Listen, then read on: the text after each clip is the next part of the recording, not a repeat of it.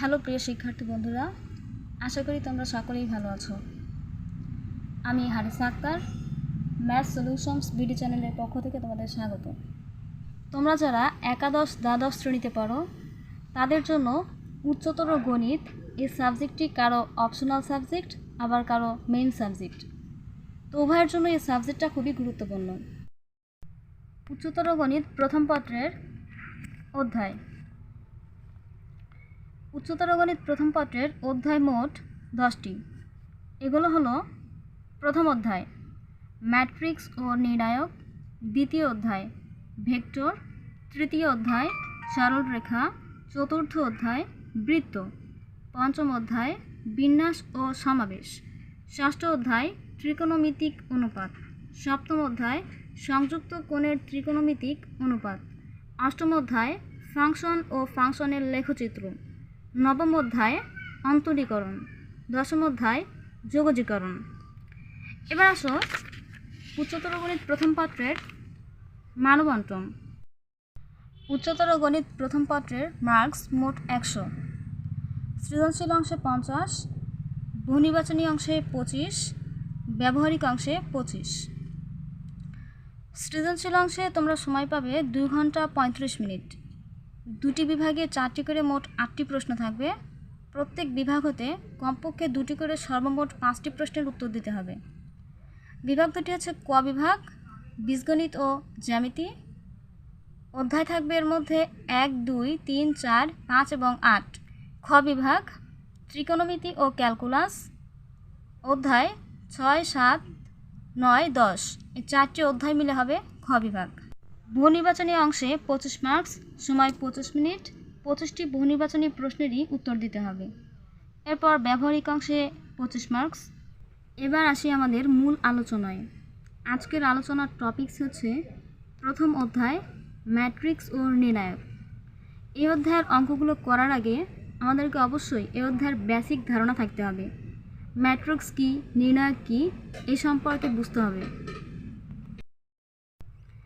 Matrix আসলে কি? Matrix হচ্ছে সংখ্যা বা প্রতীক বা বীজগণিতীয় রাশির আয়তাকার সাজানো ব্যবস্থা। যেমন এখানে একটা উদাহরণ আছে, a = 1 2 3 4 a b x y। এই হচ্ছে একটা ম্যাট্রিক্স। এবার ম্যাট্রিক্স প্রকাশের চিহ্ন। ম্যাট্রিক্স প্রকাশ করতে সাধারণত তৃতীয় বন্ধনী বা প্রথম বন্ধনী অথবা এই খাড়া খাড়া দুটো প্রতীক দ্বারা ব্যবহার করা হয়। যে সংখ্যা বা রাশি নিয়ে ম্যাট্রিক্স গঠিত হয় তাদেরকে ম্যাট্রিক্সের ভুক্তি বা এন্ট্রি বলে। এই উদাহরণে দেখো, এই ম্যাট্রিক্সের ভুক্তি আসলে কি 1 2 3 4 a b x y। এগুলোই হচ্ছে এই ম্যাট্রিক্সের ভুক্তি বা এন্ট্রি। ম্যাট্রিক্সের নামকরণের জন্য ইংরেজি বড় হাতের অক্ষর ব্যবহার করা হয়, যেমন a b c d। আর ভুক্তি প্রকাশের জন্য ছোট হাতের অক্ষর, ছোট হাতের a b c এগুলো ব্যবহার করা হয়।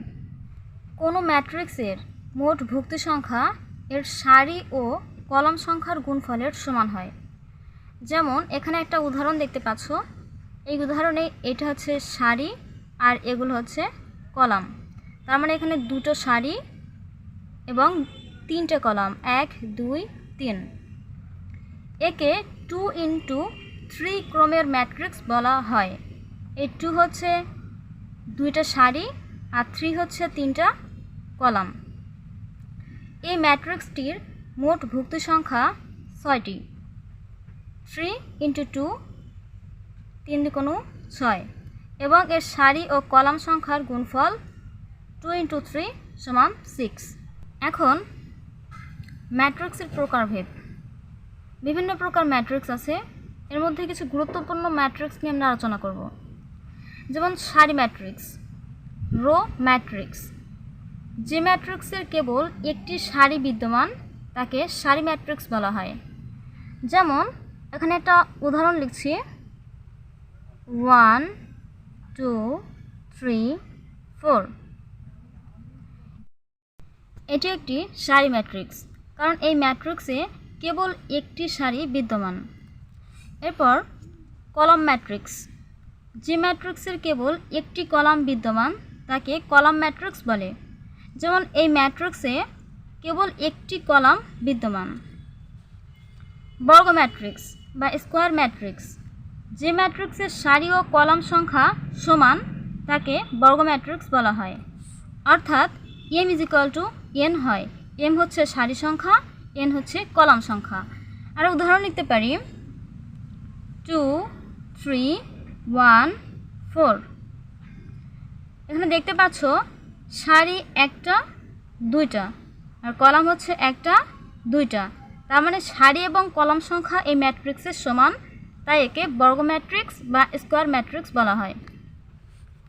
কর্ণ ম্যাট্রিক্স, কোনো বর্গ ম্যাট্রিক্সের মুখ্য বা প্রধান কর্ণের ভুক্তি ব্যতীত অপর সকল ভুক্তি শূন্য হলে তাকে কর্ণ ম্যাট্রিক্স বলা হয়। যেমন 2 0 0 0 3 0 0 0 4। এখানে মুখ্য বা প্রধান কর্ণের ভুক্তি বলতে বোঝাচ্ছে এই কর্ণ বরাবর এটা হচ্ছে মুখ্য বা প্রধান কর্ণ, আর বাকি সকল ভুক্তি শূন্য হবে। এটাই হচ্ছে কর্ণ ম্যাট্রিক্স। স্কেলার ম্যাট্রিক্স, কোনো কর্ণ ম্যাট্রিক্সের অশূন্য ভুক্তিগুলি সমান হলে ওই কর্ণ ম্যাট্রিক্সকে স্কেলার ম্যাট্রিক্স বলা হয়।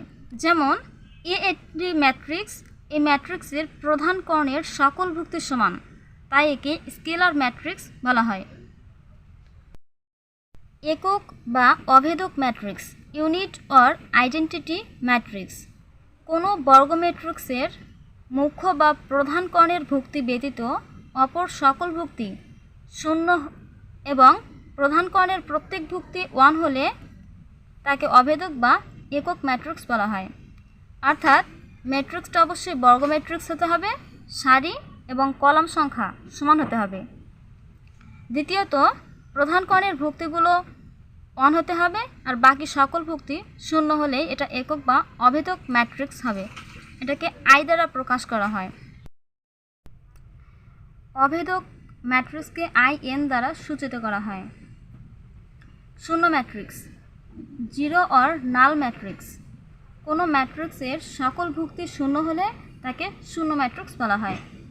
এই একটা ম্যাট্রিক্স, এই ম্যাট্রিক্সের ভিতরে সকল ভুক্তি শূন্য, তাই একে শূন্য ম্যাট্রিক্স বলব। সমঘাতী ম্যাট্রিক্স, বর্গাকার কোনো ম্যাট্রিক্স একে সমঘাতী বলা হবে যদি A² = A হয়। যেমন এ একটা ম্যাট্রিক্স, A² = A × A।